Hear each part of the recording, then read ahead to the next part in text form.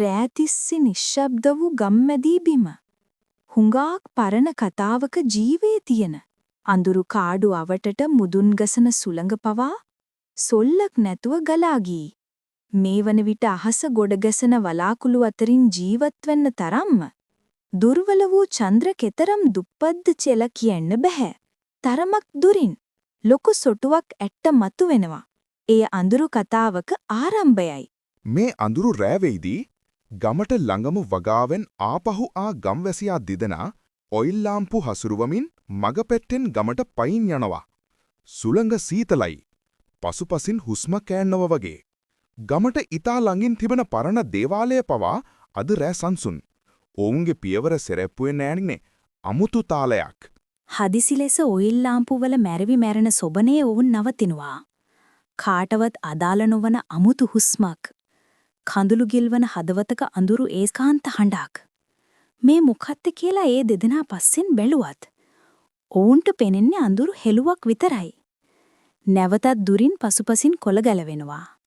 යමෙක් වගේ කෙනෙක් ඔවුන්ව බලනවා. ඒ ක්ෂණයයි. බිම සෙමින් කම්පනයක්. ගසකට වර්ෂ ගානක පස්සෙන් තාවින්නත් අමාරු කරන විශාල අඳුරු සෙව්වක්. ගොඩක් කතාවලින්, ගම් සද්දවලින් පරණ පාරම්පරේ නැසුන මහා සෝනා අද රෑ ඉදිරියෙන් සිටියා වගේ. අහසට යන අතු අතරින් වරක් විදුලිය මැරෙනවා. එතනට සෙවෙන මුවක් අර්ධ මානුෂිකයි, අර්ධ ද්විරූපයි. ඒ මුව ලෝකේ හැම ඉරක්ම භීතියෙන් තද කරලා වෙන විදිහට. ඇඟපතෙන් හුස්ම පවා අඳුරු වාතයක් වගේ පිටවෙයි. රතු පාටට පිපිරෙන ඇස් දෙක මැටි පුබුදුවා මෙන් කුරුළු හඬකටත් වඩා භීතිකාර හවා.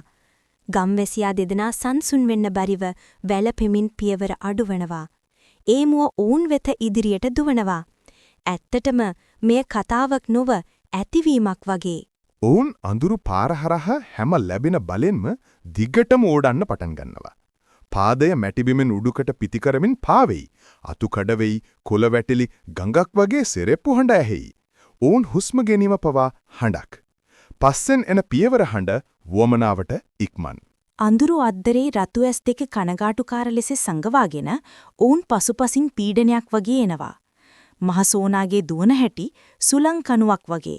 නිරායාස, නිරන්තර, හුඟක් වටිනා. ගෑස් වැටෙන හඬත්, ඉඩ හරිනකොට ගැස්වෙන ගඟුල් හඬත් ඔවුන්ගේ හෘද ස්පන්දනයේ නිශ්ශබ්දතාවය තුළට බෝ වෙනවා. ඔවුන් කවුද? ඔහු කවුද? ඒවට අදරයා ප්‍රශ්නක් නැහැ. ජීවිතයේ වේගයෙන් පැන ගැනීමම ප්‍රාථමිකයි.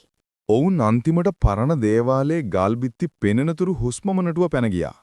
දොරටුවේහි ඉඳ හිට නිදාගෙන සිටි පූජකතුමා ඔවුන්ගේ පිටිපස්තින් පැනන අපායක් ඈගැහැරි මසා හදිස්සියෙන් දොර අරින්නෙත් විශ්වාස නොවන විදිහට. ඉක්මනින් ඇතුළට ඔයන්න කියන හඬකින් ඔවුන් ගැප් පිටින් නැරපලා දොර මැරෙන මට්ටමට බරයි. බාහිරේ අඳුරුම අඳුරු සෙවණෙල්ල. දේවාලයේ තුල විදුලි එළියක් කිසිවක් නැතිව ඔයිල් ලාම්පු කීපය මතු කරන හරියට හුඟක් පරණ පූජාගාරයකි. පූජකතුමා හදිසි ලෙස පින්තූර අලංකාර කරනු කම්බි කූඩු මැඩින් ආචාර්ය පටන් ගන්නවා. මූණේ සංසුන්, නමුත් බය ඇතුලේ. ඔහු පේට සටහන් කළ පාලි සූත්‍ර පවා මීට වඩා ඕනෑ වෙන්නේ ඔවුන්ගේ විශ්වාසය. තෙල් හැලුවෙන් බිත්තිසෙරෙප්පුව වගේ සෙවෙනවා. පිරිත් දුනි ඇසෙන හැම තැන්ම මහා සෝනාගේ ශක්තිය මඳක් පහළ වෙන්න පටන් ගන්නවා. අඳුරු පිටතට ඇල්ලෙන කෑගැසීම මද වේ.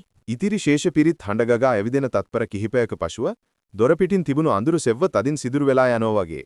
රතු ඇස් දෙක පොඩි සීරුවකට හුඟක් දුරකින් පෙනෙන පටන් ගන්නවා. ඔය සෙවීම අහසට උඩට දැනෙන මොහොතක කොතරම් නඹනු ඇඳත් අඳුරු වාතයේ මෙන්ම ගැඹුරු ශක්තියත් අතුරුදහන් වෙනවා. මහා සෝනා සදාගෙන ගියා. පූජකතුමා අසිරියෙන් කියන වචනයෙන් ඔවුන්ගේ ජීවිතය නැවත සාමාන්‍යයට හැරෙයි. රෑ තවම තෙමෙනවා. නමුත් අද දවසේ කතාව ඉවරයි. මෙවැනි වීඩියෝ තවත් නැරඹීමට මෙම චැනලයට පිවිසෙන්න ස්තුතියි.